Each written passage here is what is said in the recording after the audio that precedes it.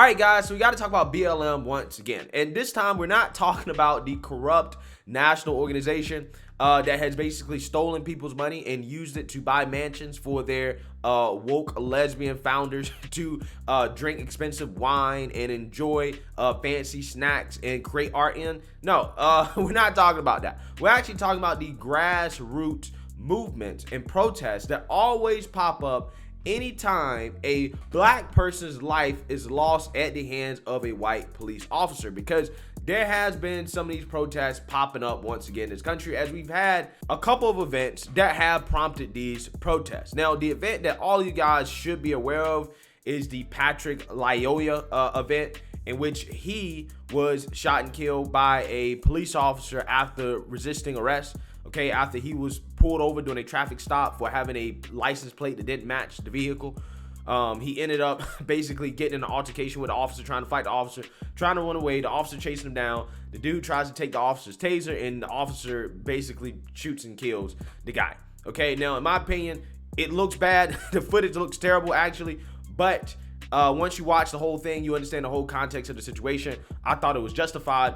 But, you know, people are going to be mad anyways, right? No matter whether it's justified or not, no matter what the footage looks like, no matter what the real story is, simply the fact that a black man loses his life at the hands of a white police officer just makes them upset, right? They got to go out here and protest and virtue signal and try to get some money, right? Particularly the race hustlers like the Al Sharptons of the world, the Ben Crumps of the world. Yeah, they got to go out here and get paid, right? That's just kind of how it works.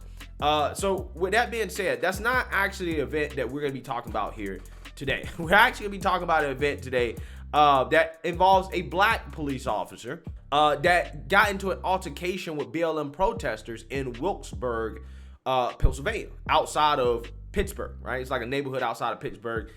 And there was a group of about 20 BLM protesters that were demanding justice for Mr. Jim Rogers, who is a black man that died at the hands of police, okay, allegedly, after he got the police called on him as he was stealing a bike and then subsequently returning the bike in a neighbor's yard. Now, police showed up and tased him multiple times, in which he later ended up dying. So let's actually play a news clip of this incident so you guys can get a better understanding of kind of what's going on with that. The public safety director confirming the firing of 5 officers involved in the Jim Rogers investigation.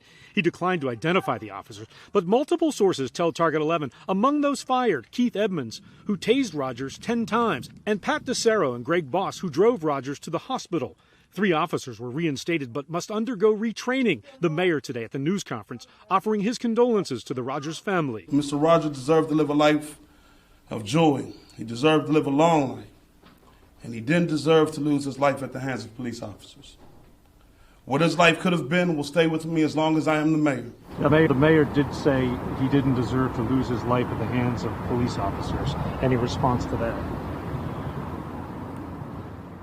I don't think there's evidence of that. I think there was an interaction with police, but I don't think there's evidence of that at this stage that we're aware of. The police union president pointed to the medical examiner's report calling Rogers' death accidental.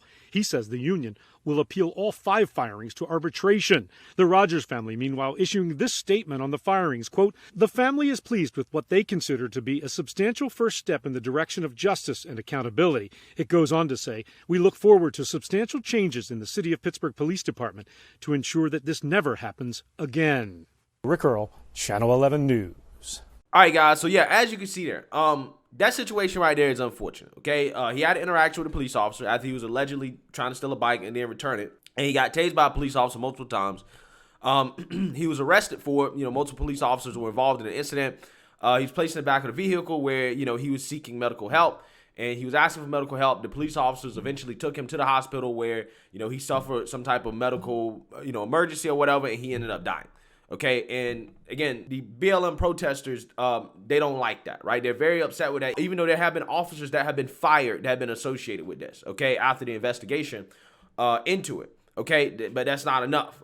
They want more, okay? So I think that they went back to protesting because of what is going on in Grand Rapids, Michigan, right? So they're out here protesting in Wilkinsburg, and let's just say that this protest that they have in Wilkinsburg doesn't necessarily go too well with the police out there as one BLM protester ended up basically getting leveled by the police doing this protest. Okay, now before I get into the details of this protest, I actually want to show you guys just a little bit of footage from this protest, just so you guys get a feel for how this thing went down. Take a look. Where are you all? Where are you all speaking at? Right here. Right here. Yes, we are. It is our freaking right. It is freedom of, yes, it is our right.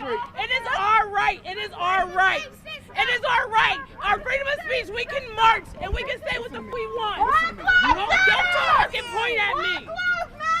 Cop lives don't matter here. No peace. No justice. No peace. No justice. No peace. No justice. No peace. It's racist ass police. No justice. No peace. No justice. No peace. No justice. No peace. It's racist ass police. No peace.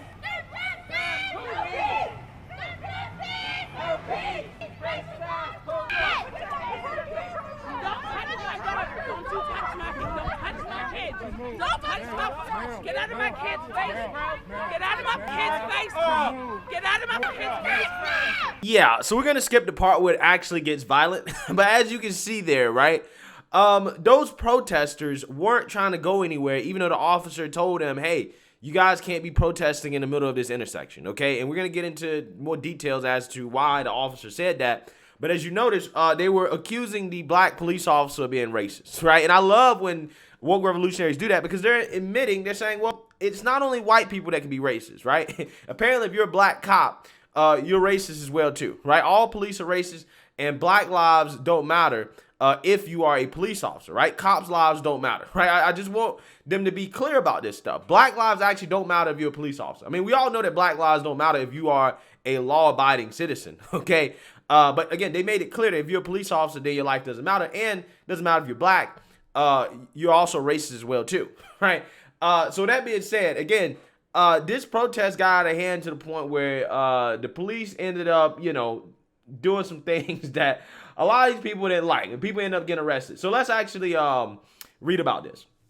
A Wilkinsburg police officer punched a protester to the ground during a demonstration against police brutality on April 16th. The group of around 20 people gathered to demand justice for Jim Rogers, a black man who died in October 2021, less than 24 hours after Pittsburgh police officers tased him 8 times.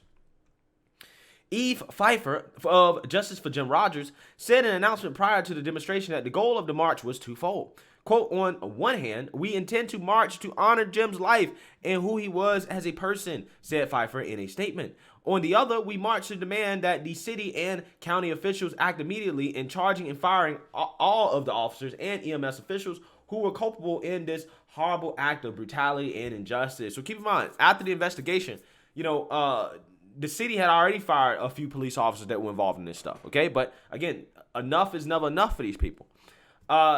Pittsburgh City paper followed as the Justice for Jim Rogers group marched from North Homewood Street along Penn Avenue in Point Breeze all the way through Wilkinsburg on Saturday, stopping at various intersections to inform the public about why they're demonstrating, sharing personal testimonies and stories. It was at the group's second stop at the intersection of Penn Avenue and Center City in Wilkinsburg, while Diamond Rogers, the niece of Jim Rogers, started to talk about her uncle, that police from various departments, including Wilkinsburg and Edgewood, got on the speaker system and told protesters to leave, stating that it was an unlawful assembly. All right, so let's actually watch a little bit of this video. Fuck you! Fuck you! They are tearing the building. Let her speak! You let her speak! Let her speak! You need to let her speak! Y'all already murdered her uncle! Y'all murdered her fucking uncle and you don't want to let her speak? We're not scared of you! Where are you all? Where We're are you all not scared of speaking? you! Right here! Not in the middle of Right the street. here! Yes, Listen, we are! you're not doing this It in is the our middle. right! You are It not- is you are freedom! not doing Yes, this it in is the middle our of the right! street. It is our right! It is our right! It is our right! All right. So he's saying, look, you can't protest in the middle of the street. Let's read a little bit more about why. Members of the protest immediately confronted the officer, upset that he had interrupted Diamond Rogers. It was then that the officer told protesters that they were not allowed to be in the intersection while the demolition of a building was going on nearby. However, some of the crew working on the site continued to eat their lunches from the back of a pickup truck at the same intersection. Okay, so there's demolition going on for a building that's nearby, right? So you have all types of stuff going on. Including, maybe, buildings falling, okay, things falling, dangerous objects, okay, inhaling dangerous chemicals, dust, stuff like that. And the officer saying, look, it's kind of dangerous to be here. You guys can't be here because of what's going on nearby. Now, this article right here is trying to, not be biased, okay? But I think that the point they're making about the crew working at the site is kind of pointless because they're the crew, right? They're supposed to actually be there. These people are not supposed to be there, okay? So yeah, I think the officer's trying to look out for these protesters, but again, they confront the officer anyways. Once the officer who gave the orders to disperse from the street came out of his vehicle, several other officers joined in the effort to get everyone on the sidewalk. During an altercation between officers and two protesters, another member of the march stepped in to separate them. It was then that a Wilkinsburg police officer, Taylor, was witnessed punching the intervening protester and knocking them to the ground. The identity of the police officer was confirmed through photos taken at the scene. The protester who was struck was identified as Maestro Merced and has been released from police custody according to a Twitter post. That protester then had multiple officers and a K9 unit descended upon them and was handcuffed and put in the back of an Edgewood police cruiser, while one of the protesters arguing with police was also handcuffed and put into another vehicle. The city of Pittsburgh announced on March 23rd that it planned to terminate 5 of the 8 officers involved in Jim Rogers' death, but then said that 3 officers would remain in their roles. Wilkinsburg also has been the site of recent protests involving alleged police brutality. In December 2019, 24-year-old Ramir Talley was shot and killed by Wilkinsburg Police. City paper reached out to Wilkinsburg Police Department for comment, but did not hear back by press time. This story will be updated as more details emerge. So, as you can see here, these are images from the protest. This is the guy who got leveled by a police officer. Okay? And these people out here protesting. They all dress the same. They all look the same. I guess goth is a thing now. I don't know. You can see how this kind of went down, right? So, with that being said, look, my thing is this, man. A lot of these protests, in my opinion, they're kind of getting out of hand. They're kind of, unnecessary. And it is especially unnecessary in this situation right here, in my opinion, because these people already got what they want. The city has fired the officers that they felt were responsible for this guy's death. The city is probably going to pay the family. Okay, the family's probably going to get paid for it. Yeah, I mean, what more do you really want? Okay, yeah, you want officers to be charged and all that other stuff, but, look, here's the thing. Sometimes you got to just say, hey, you know what? Like, is it worth going out here and protesting to the point where you're willing to confront police officers? Okay, an officer who's out there basically trying to protect y'all, okay, and say, hey, you can't be out here in the middle of this intersection. We have demolition going on, like, right here at this site. This is dangerous. You got to, get over here on the sidewalk or whatever. They act like this police officer is trying to shut down their free speech, and he's not. You can go and do your free speech over there, right? You can talk and say what you got to say over there. You just can't do it in the middle of the road, right? So they decide to confront a police officer because they haven't learned from a majority of the incidents in which black people actually died at the hands of the police officer, which is trying to resist their orders and resist arrest and trying to fight the police officer. They haven't learned from that, okay? So they think that they can just fight and confront the police officer. And lo and behold, what happens is that one of them gets leveled and a couple of them get arrested. Okay? That's what happens. But see, if they just would have followed orders and just, got on the sidewalk, got out of that intersection, they could have went about their little protest and kept saying what they had to say, and that would have been it. None of this would have happened. But again, because they don't want to follow orders, things like this happen.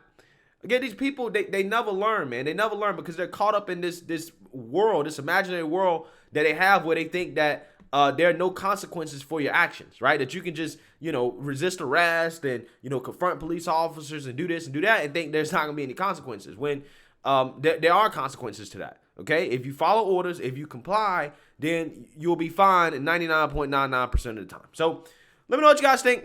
Make sure you like, comment, and subscribe. Most importantly, share a Black conservative perspective. Peace.